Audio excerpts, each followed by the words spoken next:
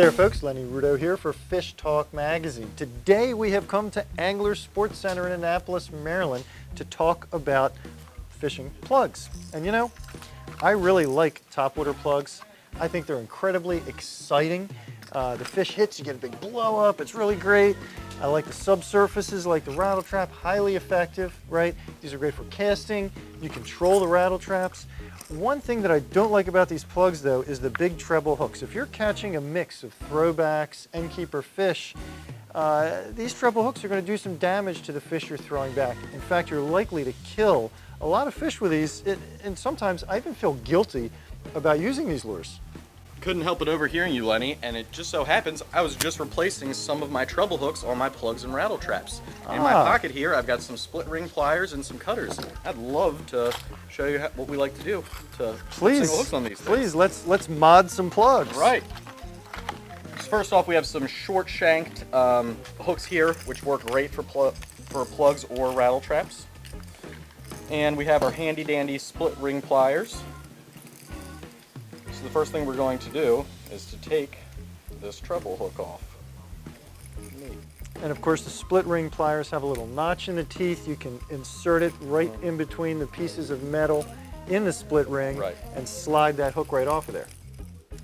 Now these single hooks, one of the key elements here is the eye wraps around the back like this, so these will sit on the plug properly. Correct. And if you're using it on a rattle trap on the back end, it will actually hold itself up so you won't be hooking on structure quite as much, not that you still aren't capable of it. Another hook too, just while we're at it, Gamakatsu just came out with these. These are just a little easier for replacing. They are specifically meant as replacement hooks. You probably can't see it on the camera, but basically they are pinched at the top of the eye, which just makes it easier to slide onto the split ring. Because you got to get it right in between those two little pieces of metal there.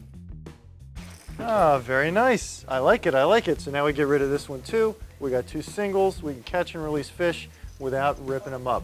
Good stuff. Are there any other ways that you like to mod these lures with trebles? Absolutely. So if you don't have any single hooks with you, or you just don't feel like doing it, you can also cut off part of the treble hook. And we specifically like to use this method on diving baits like rattle traps. So especially if you're fishing a rattle trap in the shallows against rocks, you'll find that as you hit the rocks, you tangle your bait in it. So you end up getting caught in there. So what we will do is we'll actually just cut the front hook off of each of these trebles.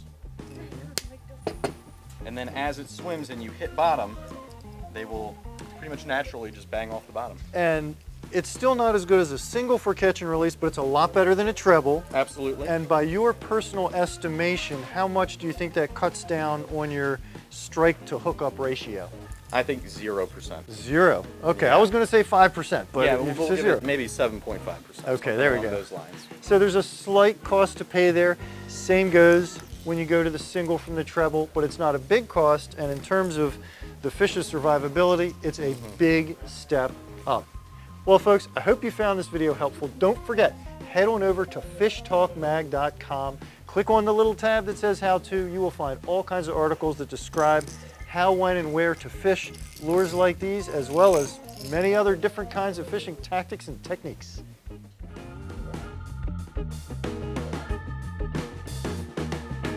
Don't miss another cool Fish Talk video. Click below to subscribe.